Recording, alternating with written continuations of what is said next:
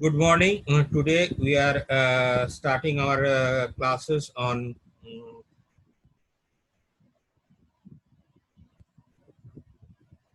the balance sheet analysis. Once again, we are starting from where we had left.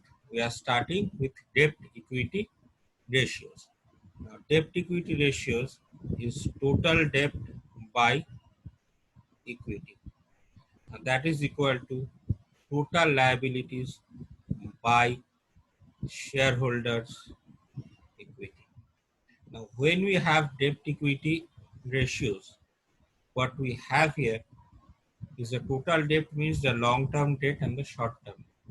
Now, short-term debt means say overdrafts and other unsecured loans, company deposits and all that. Whereas long-term debts means term loans, company loans taken from banks or other financial institutions. So now it actually gives us the capability of that company how much the equity holders are able to pay back from their own funds the amount of debt taken by the company. Now, here we see that in this particular example, the short-term debt notes payable. Notes payable means bills payable. It comes under the short-term debt. Current portion of long-term debt, that is each now we have some long-term debts that are taken in the form of short term. For example, if you want to finance the working capital, we may finance it with long term debt with short term debts, or may have part of the long term debt that we will have to repay very quickly. So that is the current portion of the long term debt.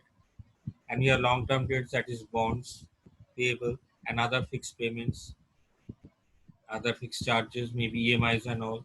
So total is 160,000. Shareholders 1,63,000 and shareholders equity is 37,000. Debt equity ratio 1,63 by 37,000 is 4.41.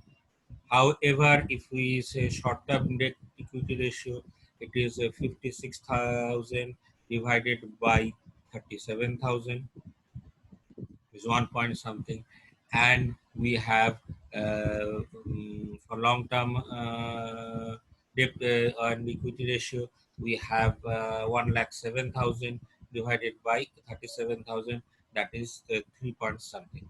So that gives us a total of 4.41. So that is short term debt equity ratio plus long term debt equity ratio is equal to total debt equity ratio. Now we are going to days sales outstanding or the DSO. If we have days sale outstanding, that is equal to receivables divided by revenue into 365. Now, what are the receivables? Receivables are the amount that the company, a low DSO means a low days sales outstanding means the amount that in credit sales that the company has made in a particular day, and the amount of credit sales that the company has made. A low DSO or days sales outstanding means that the company takes a fewer days to collect this amount of receivables, or the companies or the persons who has taken goods from the in credit from the company, they can collect it within a very few days. Whereas a high DSO number shows that the company is selling its product to customers on credit and it is taken very longer to collect the money. Why is it taking very longer to collect the money? Because and how does it affect the company? If it is taking much longer to collect the money, that you need to affect the working capital of that company, and in turn the company will have to take long-term loans, and this might affect the company's well-being in the long term. So we also have days inventory outstanding or DIO.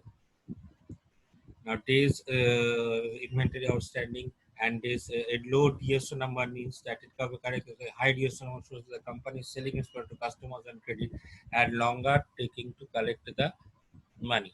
Days payable outstanding DPO. Now days payable outstanding DPO will come back to days inventory outstanding in a few slides later. Days payable outstanding DPO. Now it is accounts payable divided by cost of goods sold into 365. Now this payable outstanding means the amount that the company takes time in days to pay back to its status. Like the company sells good on credit, the company also buys good on credit.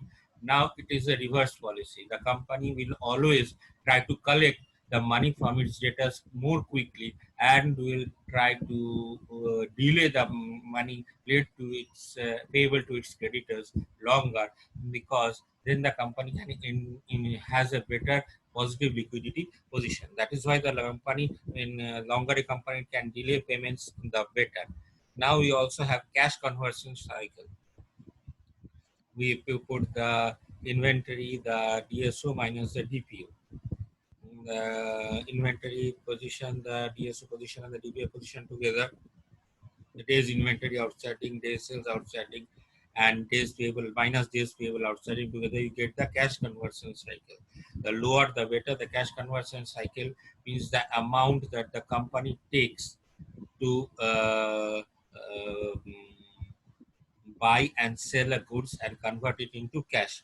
The lower is the better and a greater way to compare competitors.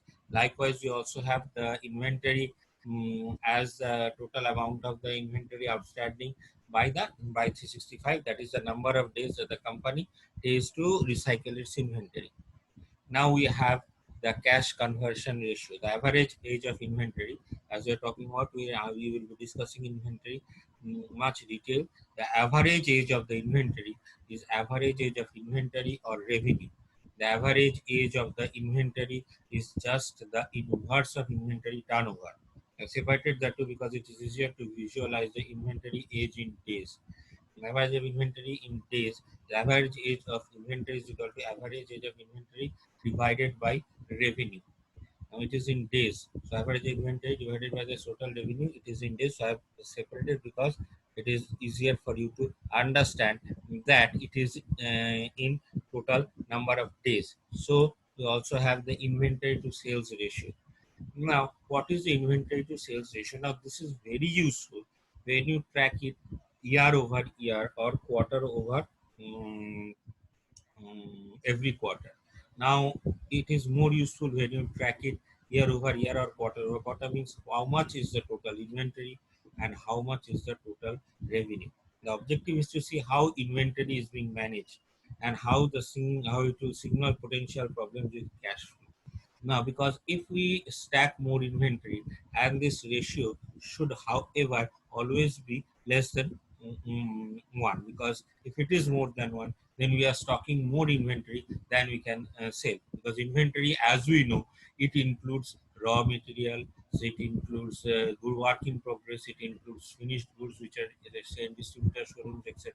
So, if it is more than 1, that means the company is either producing more or the company is producing less than the amount that it actually should, and the company is actually not doing enough for all of you to company is not doing enough for all of you company is not doing enough to convert its inventory into its revenue. If it is not able to do so, what will happen? What will happen is that the company's um, total sales will fall, and if the company and the total sales have fallen, and the company will soon be in a very fishy situation and will not be able to pay back its revenue or its charges. Now what we have here is the